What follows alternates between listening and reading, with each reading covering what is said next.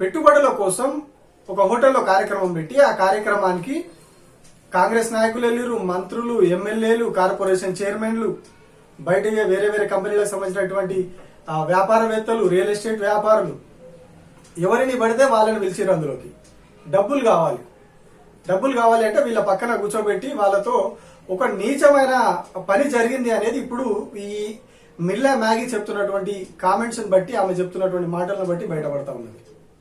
అంటే డబ్బుల కోసం నిర్వాహకులు, మరి నిర్వాహకుల తప్పిదమా, రాష్ట్ర ప్రభుత్వం తప్పిదమా, రాష్ట్ర ప్రభుత్వం నిర్లక్ష్యం అనేది బయటపడాలి. ఇప్పటికే దీని మీద ప్రభుత్వం ఎంక్వైరీ చేసినామని చెప్పింది, ఎంక్వైరీ కమిషన్ వేసింది, దాని మీద ఒక రిపోర్ట్ కూడా ప్రభుత్వానికి అందింది. అందులో కొందరు కాంగ్రెస్ పార్టీ సంబంధించిన నాయకుల పేర్లే ఉన్నాయని సోషల్ మీడియాలో ప్రచారం జరుగుతూ ఉన్నది. ఇవాళ మాజీ మంత్రి హరీష్ రావు కూడా కామెంట్ చేసిరు, దాని మీద కొందరు వాళ్ళే కాంగ్రెస్ వాళ్ళు ఉన్నారు, వాళ్ళ మీద చర్యలు తీసుకోవాలి, ఆ సీసీ ఫుటేజ్ బయట పెట్టాలి.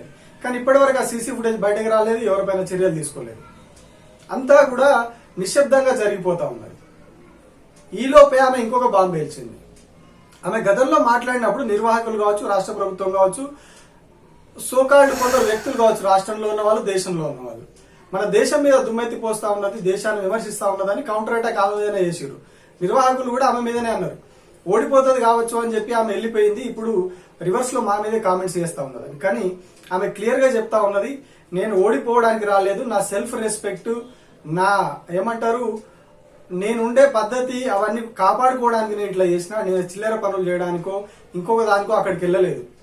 బ్యూటీ విత్ ఏ పర్పస్ అనే ఒక రీజన్ తోటి, ఒక కాజ్ తోటి పోటీలు నిర్వహిస్తున్నామని చెప్తే నేను అక్కడికి వెళ్ళాను తప్పితే ఇట్లాంటి చిల్లర వ్యవహారాలకు కాదు. సిపిఆర్ మీద నేను క్యాంపెయిన్ చేస్తా ఉన్నాను, స్కూల్లో కరికులంగా పెట్టాలని చెప్తా ఉన్నాను.